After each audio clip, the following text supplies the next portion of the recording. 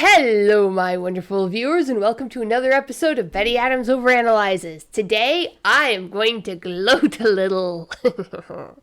Alright, we are also going to take a fully spoilery look at Kaiju number 8, chapter 85.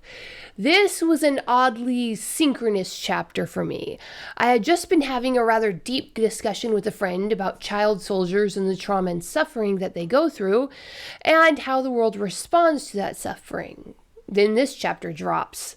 Now, there will be spoilers, so to give you time to click away, I'm going to tell you to go check out the links below the video to get yourself a copy of my books. Humans Are Weird.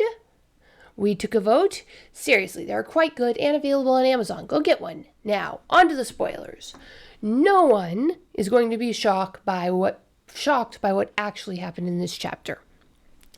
Kakoru has defeated Kaiju number 15 through the power of forming healthy adult relationships with her friends and coworkers.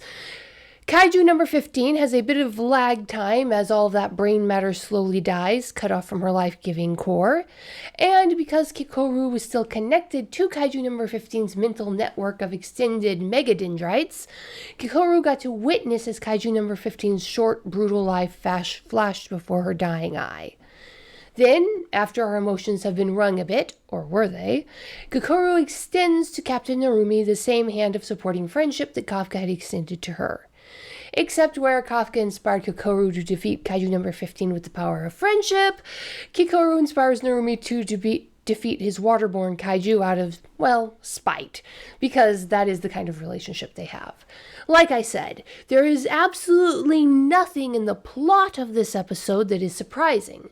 In fact, if you gave it any Shonen Jump fan 3 guesses, they could have probably predicted about 90% of what went down in this chapter just from reading previous chapters. The simple surface of the episode isn't what fascinated and delighted me. Rather, this episode confirmed a theory that I've had for years now, and I believe has set the series on a complex and fascinating course. From the beginning of this series, I have theorized that the kaiju who started all of this, that cute little flying bug kaiju that crawled down Kafka's throat, I call him Little Guy, is effectively a child soldier. Specifically, that at the time the kaiju crawled down little Kafka's throat, Little Guy had the mentality of a very young toddler, and over the course of the series has been learning about the world around him from Kafka and Kafka's friends, mostly Reno. Now, I'm not just speculating here. There were a lot of clues. Visually, Little Guy had what we call in the wildlife science neonatal proportions. He had big eyes, a large head in proportion to his body, and slightly stubby hands and feet. In normal talk, despite being a bug kaiju, he was kind of cute. If you really dissect his body shape, you could say he looks like an early instar form of Kaiju number 4. Short version. Little Guy was a smaller, cuter version of the kaiju who went into making Hikaru Shinamaya's numbered weapon. But the point is that Matsumoto made a point of making Little Guy just a bit, but noticeably cute. Then there are the moments throughout the series where Kaiju number 8 does something, usually some attack or the other, that would not be intuitive for a human. And when I'm saying Kaiju number 8, I mean the combined body, the one on the cover, the one that involves both Kafka and this Kaiju intelligence Little Guy. Looking back at Kaiju number 8's behavior, we first see this actions taken without the will of Kafka when Kaiju number 8 extended that mouth tube to eat the crow in chapter 1. Then we see it when he punches the Kaiju bomb with rocket feet. That sort of thing. These little things that there would be no way for Kafka would have thought to do this stuff. No way that he would have known how to do them, and no way that he would have had time to practice them before he does them. Clearly, Little Guy, that Kaiju intelligence, was adding something to these battles, and he was adding it fairly willingly, at the very least suggesting things to Kafka subconsciously, or even possibly taking partial control of the shared body. Then we get Little Guy's words when Kafka confronts him in brain space during the fight with Director General Shinamaya. Kill Kaiju. Where did that come from?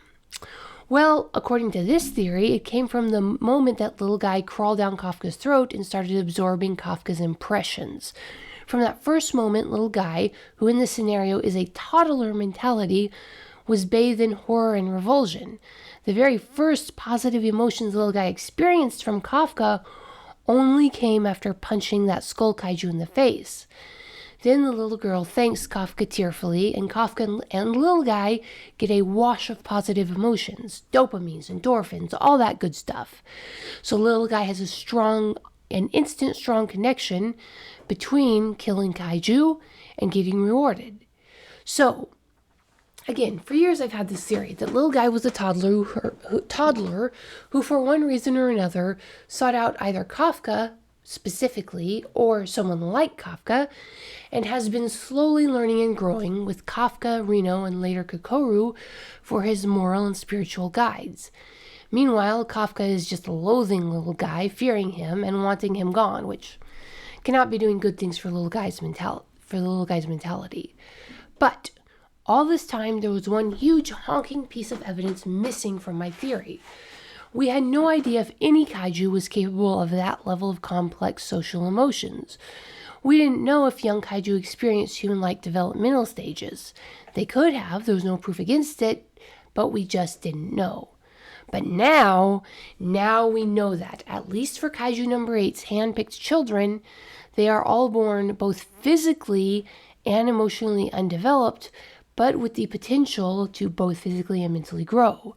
We know that at least one of them was born with the need to form emotional connections, and we know that at least one kaiju wanted to love and be loved by a caregiver. I desperately wanted to see a scene. I still do, where Kafka finally recognizes that there is an intelligence inside of him, a childlike intelligence, and starts communicating with little guy on those terms.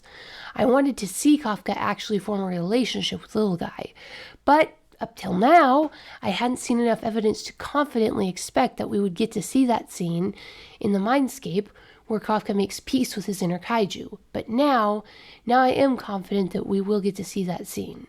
Matsumoto is big on mirroring scenes. As my fellow YouTuber D-Troop recently pointed out, the scene where Kaiju number 8 stops the speedster kaiju was nearly identical in layout to the one where General Director Shinamaya stops Kaiju number 8.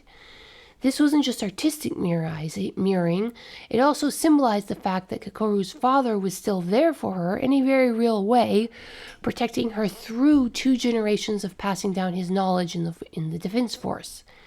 Another mirroring connection between Kafka and Shinamaya is that Kafka first sees the ghost of a dead samurai kaiju slayer. Then we get to learn that Kokoru saw the ghost of her dead mother, Hikaru Shinamaya, the kaiju slayer. Then this mirror. Kafka has had an emotionally complex kaiju sharing his headspace and thoughts for some time now.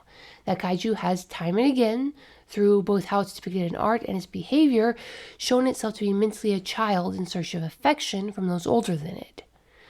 Then we have Kokoru sharing thoughts and memories with a young kaiju that is shown through the art and behavior to be mentally a child desperately in search of affection from those older than it. In Kikoru, we have a human unable to achieve approval from her father, but finding it in Kafka. And in Little Guy, we have a kaiju from who knows where, but presumably unable to find approval from wherever spawned it, who has a distinct chance of finding approval for his actions in Kafka. And again, we come to this reoccurring theme in the story of Kafka stepping in and allowing the completion of goals for the people around him. And I think now we are assured of getting that story arc where Kafka slips into that mental space we saw and has a heart-to-heart with Little Guy. Because where Kaiju number 15 had killed too many innocents to be a sympathetic character, Little Guy has, as far as we have seen, but nothing but protect innocents since he found Kafka. But what do you think, my wonderful viewers? Will Little Guy finally get the affection that was denied to Kaiju number 15? Or am I completely off base? Leave a comment below telling me what you think. Hit that like and subscribe button. Go check out the links below my video to get a copy of my book, Humans Are Weird, Let's Work It Out. And peace out, my wonderful viewers.